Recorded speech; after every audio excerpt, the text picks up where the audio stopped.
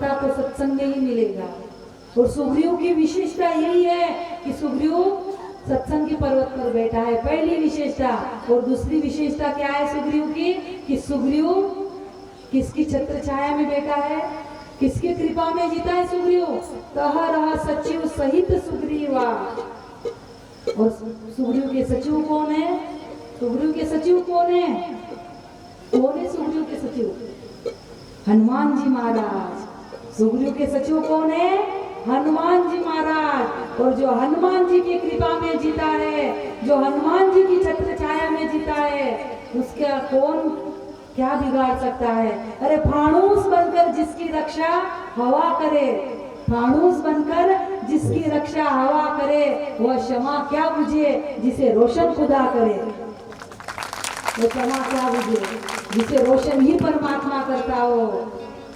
जो हनुमान जी की कृपा में जीता हो, उसका कौन बाल बाका कर सके।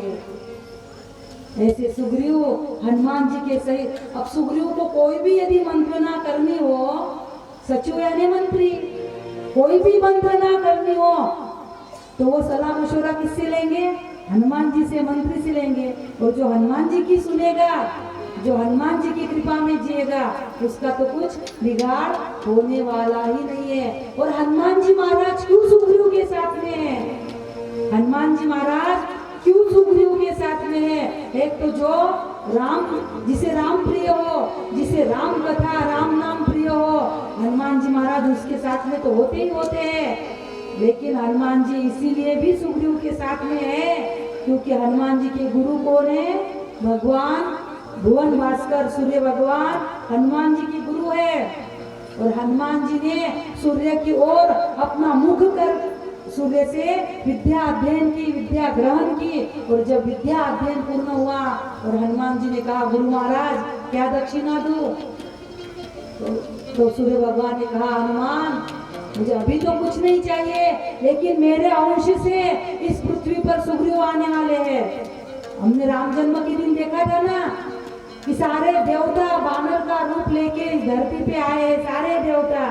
तो सूर्य भगवान के अंश से यहाँ सुग्रीव आए हैं, मेरे अंश से सुग्रीव धरती पे आने वाले हनुमान। बस मेरी गुरु दक्षिणा यही है कि आप पूर्णतः सुग्रीव की सुरक्षा करना, पूर्णतः। और गुरु को जो वचन दिया, गुरु दक्षिणा पूर्ण करने के लिए हनुमान जी महाराज सुग्रीव के पास में बैठे हैं। केसरी नंदन है, महाराजा के बेटे हैं, लेकिन फिर भी गुरु दक्षिणा पूर्ण करने के लिए हनुमान जी महाराज सुग्रीव के पास बैठे हैं। और ऐसे सुग्रीव ने दूर से ऋषभ पर्वत से देखा, आवत देखी अतुल बल सीवा, कोई दो राजकुमार आ रहे हैं, बड़े बलवान है। और सुग्रीव एक बात बहुत अच्छी करता था, सुग्रीव हनुमान जी को बिना पूछे कुछ भी नहीं करता था। सुग्रीव आया हनुमान जी के पास और कहने लगा हनुमान हे मारुति, कोई दो आ रहे हैं, बड़े बलवान दिख रहे हैं, तुम बटू का रूप यानी ब्राह्मण का वेश, विप्र का वेश लेके जाओ, देखो कौन है। बाली ने तो नहीं भिजवाया क्योंकि बाली सिर्फ ऋषमुख पर्वत पर नहीं आ सकता था, बाली को मतंग ऋषि का श्राप था, इसीलिए सुग्रीव ऋषमुख पर्वत पर रहता था। बाली तो नहीं आ सकता मुझे मारने के लिए, लेकिन किसी को भिजवा तो सकता है मुझे मारने के लिए। देखो तुम जाके ब्राह्मण का वेश लेके देखो कि ये दो कौन आ रहे हैं। यदि बाली ने भिजवाए होंगे मुझे मारने के लिए तो मुझे नीचे से ही इशारा कर देना, मैं ये पर्वत छोड़ के भाग जाऊंगा। और कहते हनुमान जी महाराज आए बटू रूप लेके, धरी बटू रूप देखते जाए, कहे सुजान जिय शयन मुझाए। हनुमान जी महाराज विप्र रूप लेके आए, विप्र रूप धरि कपितः गयो, मात नाही पूछत अस भयो। हनुमान जी महाराज राम जी लखन जी के सामने आए और ब्राह्मण के वेश में आए, ब्राह्मण के वेश में आए, बरबर शीश नवाया, प्रणाम किया, मात नाही पूछत अस भयो। और हनुमान जी ने क्या पूछा, को तुम श्यामल गौर शरीरा, छत्री रूप फिरहु बनवीरा। आप दोनों कौन हो, आप एक श्यामल और गौर, आप दोनों कौन हो, आप क्षत्रिय रूप में वन में क्यों घूम रहे हो। मानो हनुमान जी ने क्या कहा, आप क्षत्रिय नहीं हो, क्षत्रिय के रूप में घूम रहे हो। छत्री रूप फिर क्षत्रिय रूप में वन में घूम रहे हो, तो भगवान ने भी शायद भीतर कह दिया, हे हनुमान तुम भी तो ब्राह्मण नहीं हो, तुम भी ब्राह्मण के रूप में क्यों घूम रहे हो, तुम भी तो ब्राह्मण नहीं हो। हनुमान जी ने कहा मैं क्यों, आप कैसे कह सकते हो मैं ब्राह्मण नहीं हूँ। तो अरे हनुमान तू यदि ब्राह्मण होता तो ब्राह्मण क्यों किसी को शीश नवाए, अरे ब्राह्मण हो वर्णानाम गुरु, ब्राह्मण तो सारे वर्णों का गुरु होता है, और तूने आया पर मुझे प्रणाम किया, इसलिए तुम भी असली ब्राह्मण नहीं हो, मैं असली क्षत्रिय नहीं हूँ तो तुम भी असली ब्राह्मण नहीं हो। प्रभु ने अपना परिचय दिया, मैं कौशलेश दशरथ का पुत्र हूँ, मेरा नाम राम है, इसलिए मेरा छोटा भाई लखन है। यहाँ हरि निशिचर बैठे ही, यहाँ मेरे पत्नी को, मेरी सीता को निशाचरों ने हर लिया, विप्रतीरथ हम खोजत थे, हम उसी को ढूंढ रहे हैं। और जैसे ही हनुमान जी ने सुना प्रभु का नाम क्या है, राम, राम और लखन, और जैसे ही हनुमान जी ने राम और लखन सुना, मानो हनुमान जी महाराज बिल्कुल आंखें पसीजने लगी, हनुमान जी महाराज के रोए खड़े हुए, हाथ जुट गए, आंखें पसीजने लगी और शब्द प्रस्फुटित हुए, प्रभु आपने आपका नाम क्या कहा, क्या कहा। राम जी ने कहा, हे विप्र हमारा नाम राम है। और जैसे ही राम नाम सुना हनुमान जी महाराज चरणों में गिर गए। प्रभु मोर न्याव में पूछा साई, तुम पूछो बस नर की नाई। अरे प्रभु हम तो साधारण जीव है, इसलिए पूछ लिया कि आप कौन हो, लेकिन आपने क्यों भेद किया परमात्मा, आपने कह देना था कि मैं तेरा स्वामी तेरा मालक राम हूँ। प्रभु सदियों से आपके नाम की माला जप रहा हूँ, आपकी प्रतीक्षा में बैठा हूँ, और आपने हमसे भेद किया, आपने मुझसे भेद किया। एक मंद में मोह बस कुटिल हृदय अज्ञान, पुण्य प्रभु मोहि विसारे हूँ, दीन बंधु भगवान मैं तो कुटिल हूँ, अज्ञानी हूँ, मोहवश हूँ, लेकिन प्रभु आपने भी हमें भुला दिया। आपने क्यों नहीं कहा कि मैं तेरा स्वामी राम हूँ। तो राम जी ने कहा, अरे हनुमान तू भी तो हनुमान बन के नहीं आया, तू भी तो हनुमान बन के नहीं आया, तू भी तो ब्राह्मण बन के आया। अरे तू सीधा हनुमान बन के आता तो मैं भी राम बन के आता, तू ब्राह्मण बन के आया इसलिए मैं क्षत्रिय बन के आया। बात सीधा सीधा हिसाब खत्म हो गया, तू ब्राह्मण बन के आया तो मैं भी क्षत्रिय बन के आया। और कहते हैं इस बात पे हनुमान जी का और राम जी का सुंदर ऐसा मिलन हुआ। तब रघुपति उठाए उर लावा, निज लोचन सल जल सींच जुड़ावा। हनुमान जी प्रसन्न हुए और कहते हैं, हनुमान जी ने कहा, प्रभु ये नाथ ये सेल पर, इस पर्वत पर कपिपति सुग्रीव रहता है, नाथ सेल पर कपिपति रही सो सुग्रीव दास तव आई। वो आपका दास है प्रभु, आप उसे अपना दास जानकर उसका स्वीकार कीजिए, उसको सेवक जानकर उसे अभय प्रदान कीजिए। और कहते हैं हनुमान जी बड़े प्रसन्न हुए, राम लखन को अपने कंधे पे अपने पीठ पे बैठाया और जय श्री राम का नारा लगाया। हनुमान जी महाराज उड़ान ली और चलने लगे। सुग्रीव ने ऊपर से देखा, मैंने हनुमान जी कहा था इशारा करना, ये तो लेके आ रहा, अब मैं इस पर्वत पर बैठू कि भागू। उतने में हनुमान जी महाराज राम लखन को लेके आए। सुग्रीव ने प्रभु का दर्शन किया, इतना सुंदर दर्शन, सुग्रीव को अपना जन्म और जीवन धन्य लगा। सुग्रीव ने दर्शन किया, हनुमान जी ने अग्नि के साक्षी में प्रभु की और सुग्रीव की मित्रता कराई। सुग्रीव और राम आपस में चर्चा करने लगे। सुग्रीव राम जी का सारा दुखड़ा लखन जी ने सुनाया, सुग्रीव ने भी अपना दुखड़ा सुनाया। और कहते हैं राम जी ने कहा, सका सोच त्यागो बल मोरे, सब विधि घटो काज में तोरे। हे सखा सारा सोच त्याग दो, मैं बाली का वध करूंगा।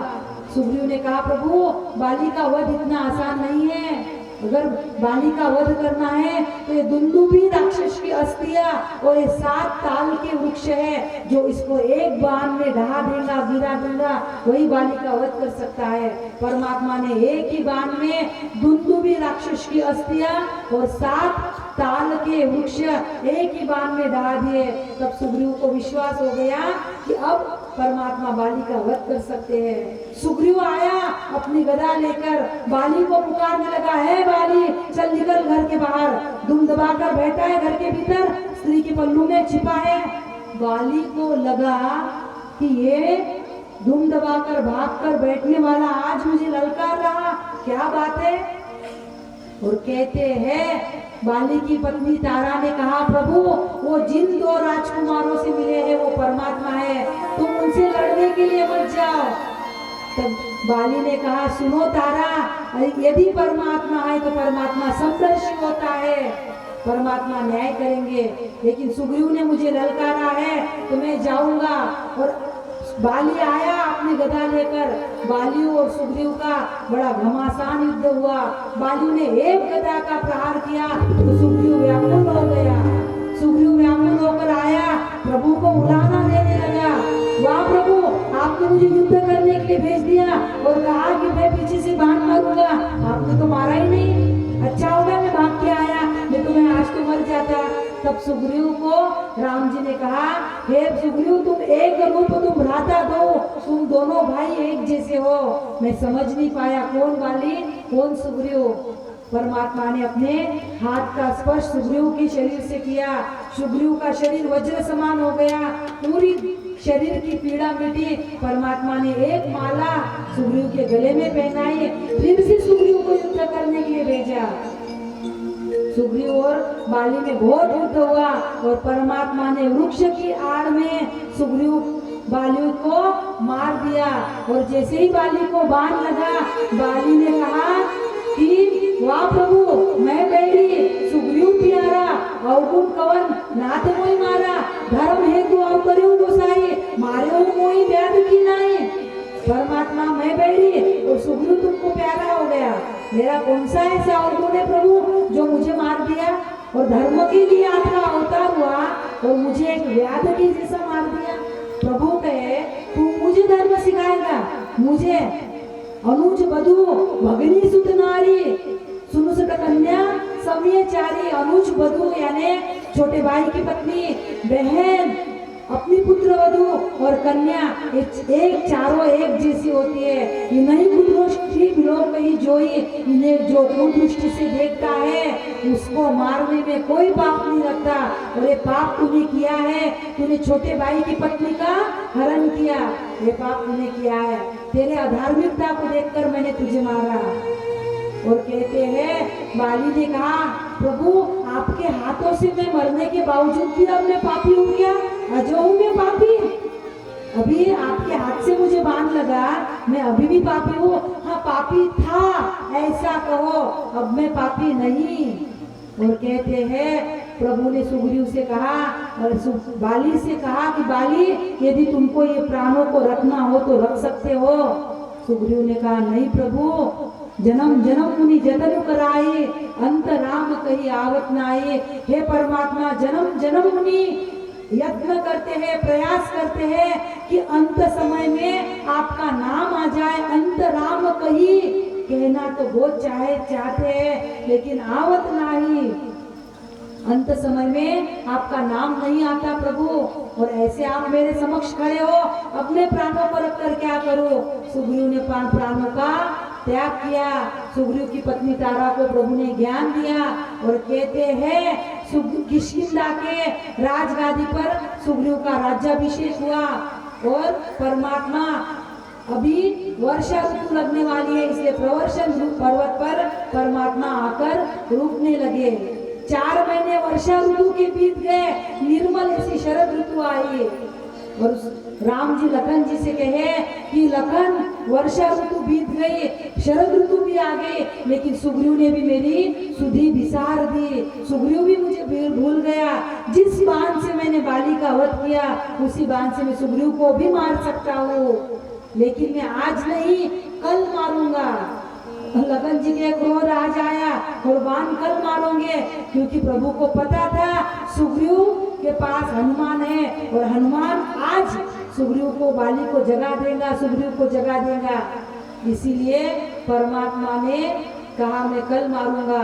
लखन जी किष्किंधा आते हैं, सुग्रीव को लेके आए। सुग्रीव ने कहा, प्रभु काम क्रोध लोभ ये विकार ऐसे है कि इसमें अच्छा फंस जाता है, जो इसमें नहीं फंसता वो तो आपके समान है प्रभु। वो आपके समान है, फिर भी प्रभु मैं आपको भूला नहीं, आपके चरणों में आया हूँ। और सुग्रीव ने दिशा विदिशा से 18 पद्म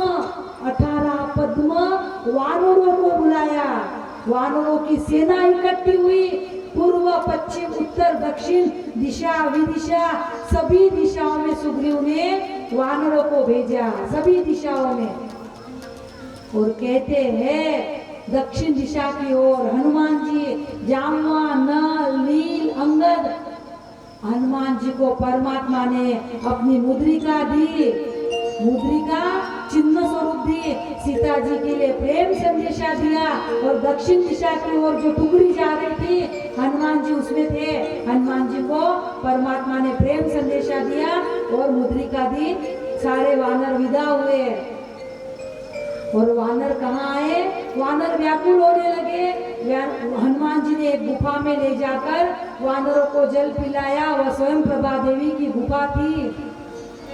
स्वयं प्रभा देवी ने कहा, हे वानरों में तुम्हारी मदद करूंगी, तुम आंखें बंद करो। वानरों ने आंखें बंद की और आंखें खोली तो भारत और लंका के बीच जो समुद्र था, उस समुद्र के तट पर सारे वानर आकर रुक गए। सब सोचने लगे कि अब यहाँ आके क्या करें, सीता जी का पता कैसे लगाए, सब सोचने लगे।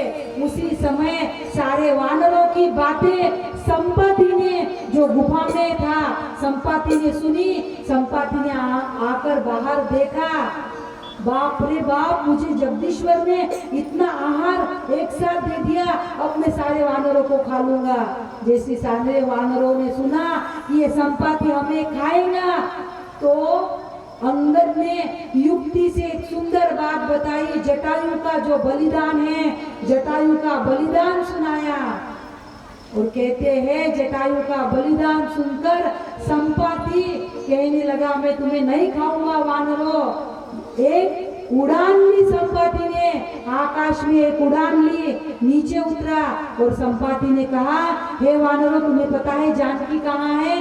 त्रिकूट पर्वत पर लंका बसी है। उसी लंका के अशोक वाटिका में अशोक वृक्ष के नीचे माता जानकी बैठी है। मैं देख सकता हूँ, क्योंकि गिद्ध की दृष्टि बहुत दूर तक जाती है। मैं देख सकता हूँ, तुम नहीं देख सकते। जो सागर लांग के जाएगा, ये 100 योजन का सागर लांग के जो जाएगा, वह माता सीता का पता लेकर आएगा।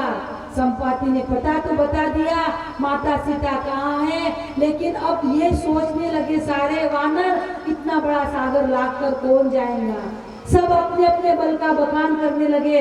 कोई कहे मैं 20 योजन जा सकता, कोई कहे 40 योजन जा सकता, कोई कितना।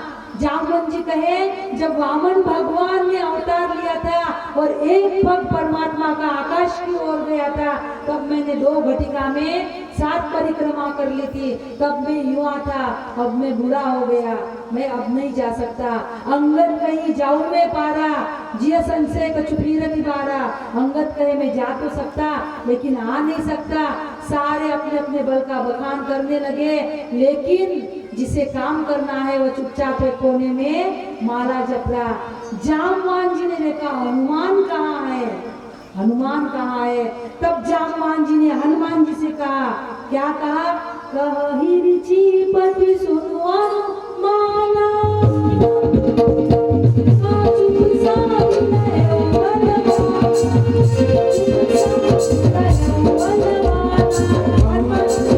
हनुमान जी से कहा, कही ऋषिपति सुनो अनुमाना, काजुक साधी रहो बलवाना।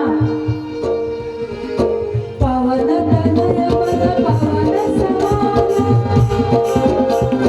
बुद्धि विवेक ज्ञान निराला, बुद्धि विवेक ज्ञान निराला।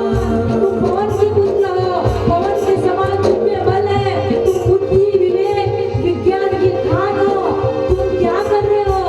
हनुमान जी को जगाने का प्रयास किया, लेकिन हनुमान जी महाराज एक कोने में बैठे श्री राम जय राम जय जय राम की माला जप रहे।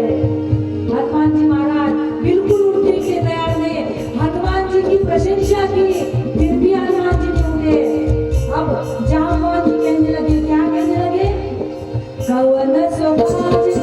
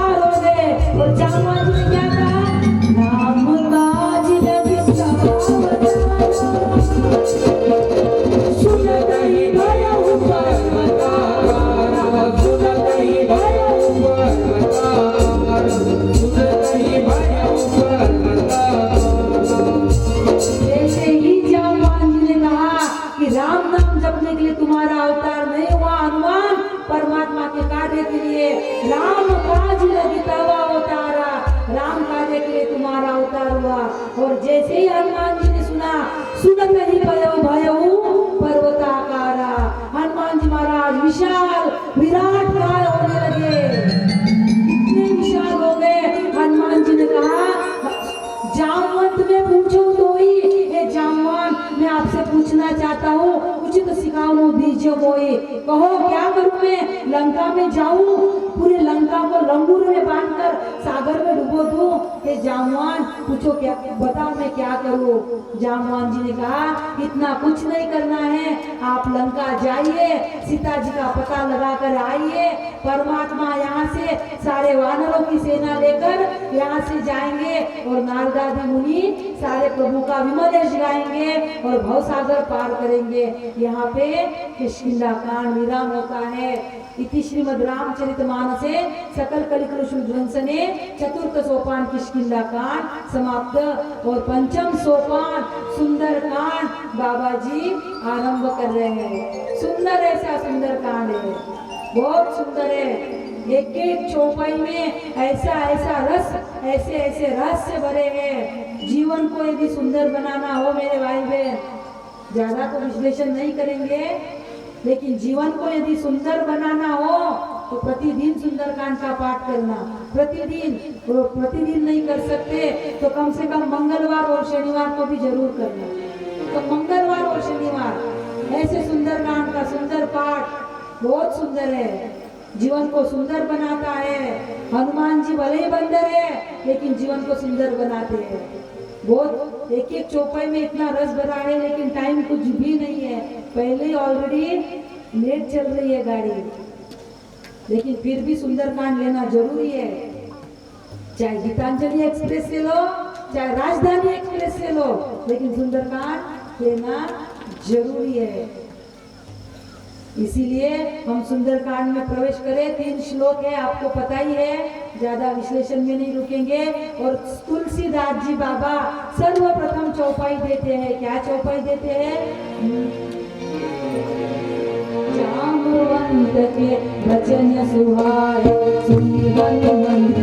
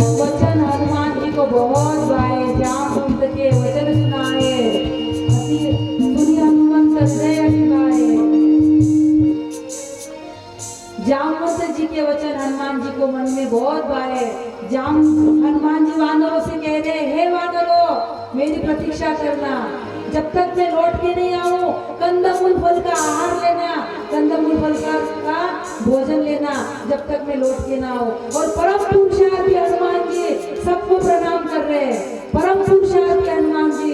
और जय श्री राम कहकर हनुमान जी महाराज चले लंका की ओर समुद्र लांघने के लिए। जय श्री राम। यह कही नाई सब बहु माता, चले ऊपर श्री हरि रघुनाथा, श्री अमोघ रघुपति यही बाती जैसे रघुपति का बाण अमोघ है, वैसे हनुमान जी महाराज जा रहे हैं। बीच में मैनाक पर्वत आया, सब आपको पता है। मैनाक पर्वत को हनुमान जी ने स्पर्श किया, राम काजू कीने बिनु मोहि कहा विश्राम। सुरसा आई, सुरसा कह मैं खा जाओ। हनुमान जी कहे हे देवी, हे माता, मुझे राम जी का कार्य करने दो, माता सीता का अन्वेषण